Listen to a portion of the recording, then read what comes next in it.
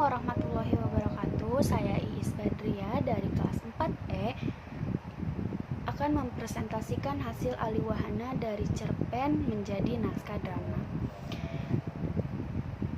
Di sini saya menggunakan cerpen karya Zainal Radarte. Yang pertama, saya akan menjelaskan bagaimana identitas pengarang di kumpulan cerpen Simarkum karya Zainal Radarte. Zainal Radarte kelahiran Tangerang 07 Desember, merupakan penulis cerpen, skenario televisi. Belasan bukunya telah terbit berupa novel, kumpulan cerpen, dan cerita anak. Bukunya yang terbaru itu terbit berjudul Simarkum tahun 2007, diterbitkan oleh Pustaka Alfabet. Penulis juga aktif di acara-acara seni dan sastra baik lokal ataupun nasional. Jadi alasan penyusun menggunakan cerpen karya Zainal Radarte ini karena cerita yang dibuat itu merupakan cerita yang sering terjadi di kehidupan nyata. Nah, terus sehingga penyusun berharap bahwa saat penulisan naskah ini dari cerpen menjadi naskah ini tidak mengalami kesulitan gitu. Terus pengertian aliwahana. Aliwahana menurut Sapardi Djoko Damono menyatakan bahwa aliwahana merupakan perubahan dari kesenian satu menjadi kesenian lain. Nah, di sini saya akan mengubah dari cerpen menjadi naskah drama. Terus untuk unsur intrinsik dari naskah drama yang saya buat itu yang pertama ada tema.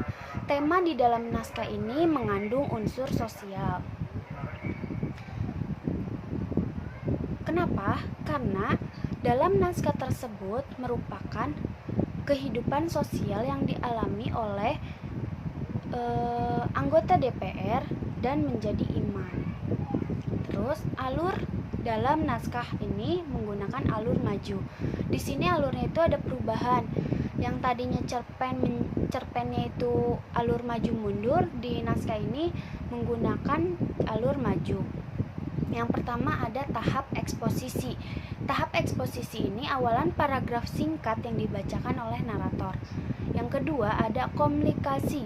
Di dalam naskah ini terdapat tokoh utama yang dulunya menjadi anggota DPR lalu menjadi imam.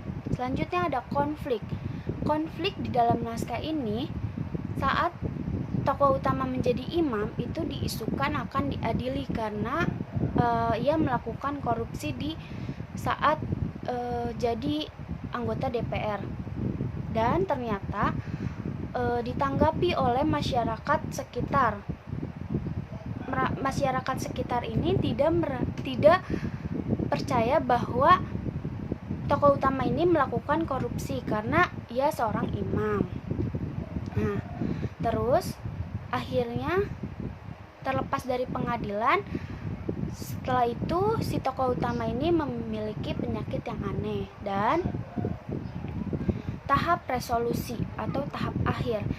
Di dalam naskah ini tahap resolusinya ini saat tokoh utama berhenti menjadi imam dan ia sadar bahwa ini merupakan ujian bagi dirinya.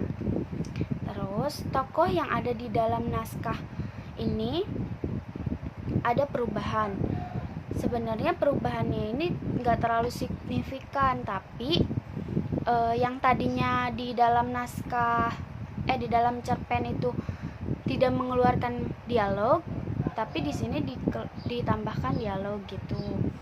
Dan misalkan di cerpennya itu nggak ada namanya, tapi di sini di naskah ini dikasih nama.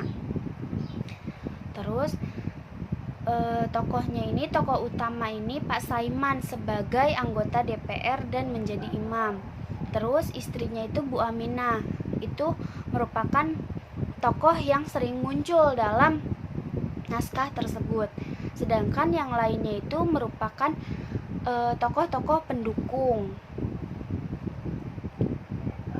Untuk penokohannya, Pasaiman ini merupakan tokoh yang memiliki sifat bijaksana, penyayang, dan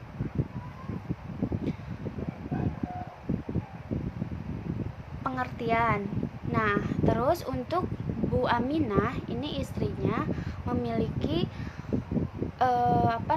memiliki perasaan memiliki sikap yang penyayang, kadang peduli, kadang enggak, dan selalu memberi dukungan kepada suaminya. Dan untuk pendukungnya itu sifatnya belum terlalu ditonjolkan gitu, karena tokoh pendukung ini munculnya hanya selewat-lewat. Nah, terus ada latar yang terdapat dalam naskah ini ialah pagi hari di rumah, di perjalanan, sore hari di kamar, ruang makan, malam hari di ruang TV. Suasana yang tercipta di naskah ini ada haru dan sedih. Dialog yang di dalam naskah ini ada dialog antar tokoh satu dengan tokoh lainnya. Dan bahasa yang digunakan di dalam naskah ini merupakan bahasa sehari-hari karena ceritanya pun merupakan cerita yang ada di dalam kehidupan sehari-hari. Jadi mudah dipahami oleh pembaca nantinya.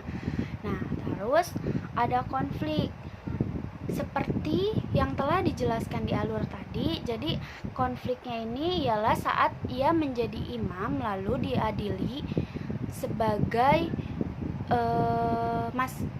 perilaku dia waktu pas pejabat menjadi anggota DPR, yaitu korupsi, dan ternyata dibantu oleh warga agar terbebas dari hukuman pengadilan. Dan selanjutnya ia mengalami penyakit aneh. Terus yang terakhir ada amanat.